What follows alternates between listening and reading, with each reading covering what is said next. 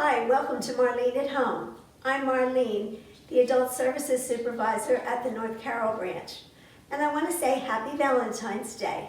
I'm filming this several weeks earlier, but you're watching it on Valentine's Day, so I wanted to talk about some Valentines, old Valentines from years past, that I found in a drawer as I was putting Christmas decorations away. And it wasn't just Valentines, but with Valentines was also some autograph books. And there was an old children's book. It's called Blades and Flowers, and it's a children's book of poetry, and it was my great-grandmother's, and she got it in January of 1860. And so this is the oldest thing, I think, here tonight that I'll be showing you, but I found it very interesting because my great-grandmother would have been 7 when she received this book of children's poems. And there's some hymns, and there's also a whole thing in the back that was very interesting to me, a listing, pages, maybe 10 pages, listing of publications that were soon to be published, books and school titles and poetry titles, music titles. So that was kind of interesting. But my great-grandmother was born in England in 1853. And in 1860, just a few months after she received this book, she got this book in January, but in 1860, it took she and her family 14 days to sail to America. She sailed with her mother and 5 brothers, and they arrived in New York City on Independence Day, and they were met by their father, who had come 1.5 years earlier. So I found that very interesting. And that is, as I said, the oldest thing that I think I'll show you tonight that was in this pack of Valentines and some other things. This is an autograph book of my grandmother's. And she got this when she was 7 years old. She got it for Christmas in 1889. And it's just fun to look through. There's not a whole lot of pages written on in this book, but the way people wrote back then, it's fancy calligraphy, we would call it today. Their penmanship, their handwriting, and so it's very fun to look at. There's some cute little things, like her sister wrote, remember me and don't forget, you have a sister named Rose yet. From your sister, Rose, don't forget me. So that was from a younger sister. And she also wrote on another page, I wish you every success of life from your sister Rose. So she wanted to make an impact, and there's a lot of cute things written in here. Not a lot, but from my grandmother in 1889. And so that was fun to look at. A little later is when I started to find the Valentines. Oh, I forgot to mention this to start off. Also in this drawer of things and with the Valentines was a calendar. The year was 1893, a calendar that you can open like a fan, and each of the parts of the fan were a different month. Although the calendar, instead of our calendars are listed Sunday through Friday through Saturday this way, this is starting with Sunday down through Saturday. Then the next week down this way. And it was published in London in 1893. And so it fits with the time that some of my family, some of my relatives were coming from England and from Wales and that area of the country. But I put that out just because, you know, Valentine's isn't real long after New Year's, and so that just caught my eye. In the same family, I showed you my great-grandmother's book, my grandmother's autograph book. Then I found my dad had one sister, so I found 1933, my Aunt Anna's autograph book, and that was a lot of fun. I love it because you can tell that they were quite young. 3 of my uncles, Uncle Frank, Uncle Bip, and Uncle Hewitt, and Uncle Bip and Hewitt were twins. They just signed their names in the front pages. But their older brothers and sisters, they wrote messages inside, and I'll read some of those in a minute. But here's one from a friend. I like money, you like cream. My face is funny, but yours is a scream. And that was written around Valentine's Day. And then from one of my aunt's cousins, my Uncle Harvey, The lightning flashed from shore to shore, the thunder rolled from arm to arm. The old cow struck up her tail and ran into the barn. I noticed that the guys' writings in these books were, some of them I can't even read, but anyway, just crazy, funny things. And then from my Aunt Priscilla, I went to the movie tomorrow. I sat in the front of the back. I fell from the pit in the gallery and broke the front of my back.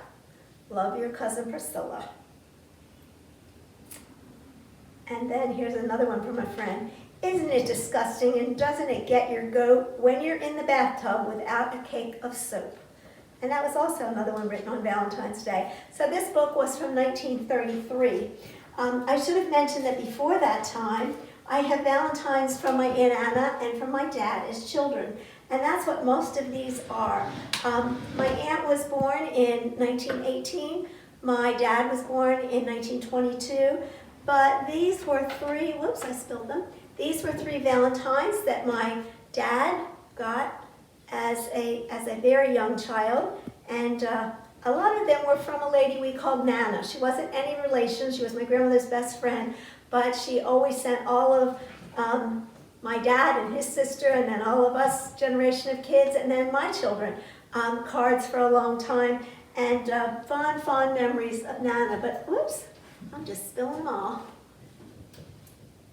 And then here were two Valentines, one that was sent, whoops, to my dad, and I think these were from Nana too. And she says, I have a warm spot of love in my heart for you. Guess who? And it's a picture of a little Valentine for a little boy. And here's a boy and a girl, and it says, to my Valentine, I wonder who loves you, can you guess? And I can tell by the handwriting that it's from Nana. I had to laugh because my aunt, this almost looks like a sympathy card. It says with love, but when you open it, it says don't, and it's got a picture of a monkey. Don't monkey with this heart of mine, but say you'll be my Valentine. To Anna from your best beau. And I think the date was, she would have been like 3 years old. So I thought that was kind of funny. And then two more postcards. And I don't know who these were from. One's to my dad, one's to my aunt. This one to my aunt says, from your beau. This one says, from your sweetheart. And these were 1925, so they would have been just 3 and 7 when these came. But anyway, oh, and this one says, be my Valentine. Yes, Valentine dear, you can take my heart if you'll only play a Valentine's part. And that's the one to my dad. And then the one to my aunt says, oh, please don't squeeze me so. I don't care if you are my beau. Valentine's greetings. So don't squeeze your beau too hard, or Valentine too hard. And then there's two more that came to my aunt on different years. But anyway, from, I don't know who Harry Whitby is, but he sure, I have some guesses, but he sure kept after it year after year. And they were just young children at the time. There's also, you might remember, Cupid dolls, and here was a Valentine from 1919 to my aunt. The Cupids make love so wondrous fine, they talk just like a Valentine. I heard them bill and coo, and wrote this Valentine just for you. I also can say that the postage stamp that this card came in, it was 3 cents. We've come a long way, baby. Here's another Valentine. This is a postcard. This one is to my aunt from the Apple Pie Eater. Whoever that was, loves greeting. My heart is light, my heart is free, my sweetheart is bright. She'll ever love me. Very confident young beau, I guess. And here's a whole little booklet. I saw the year on this, I forget now. It was my dad's to William from Lillian, Julian. And it's a little Puss in Boots, as I break the antique Valentine. Several pages, some colored, but it's like a little book. And so that's very fun. Now, we've gone from way over here to then in this same pile, and I really don't know why, are things of my mother's. This was all my dad's family. But this autograph book is very interesting to me because in the inside it says, do I have the front? Yeah. And I love the slanted handwriting. You can't see this, but I love the slanted handwriting in this, and I recognize it right away. My mom, at school, they were given the opportunity to have pen pals. I don't know what grade. I know she was young, maybe what we would call junior high, middle school age. But anyway, she had a pen pal, Edith, from England. And they wrote before the war, they wrote all through the war, all the way up till my mom really got Alzheimer's, until Edith passed away. Then her husband Jack corresponded with me, and I've lost track, but I think he's probably gone. But anyway, this one came from wishing you a very Merry Christmas and a Happy New Year, with love from Edith to Francis. And so that I think is very special. A pen pal relationship across the ocean that lasted so many years. They had always hoped to get together, but that did not happen. And so then, this is my mother's,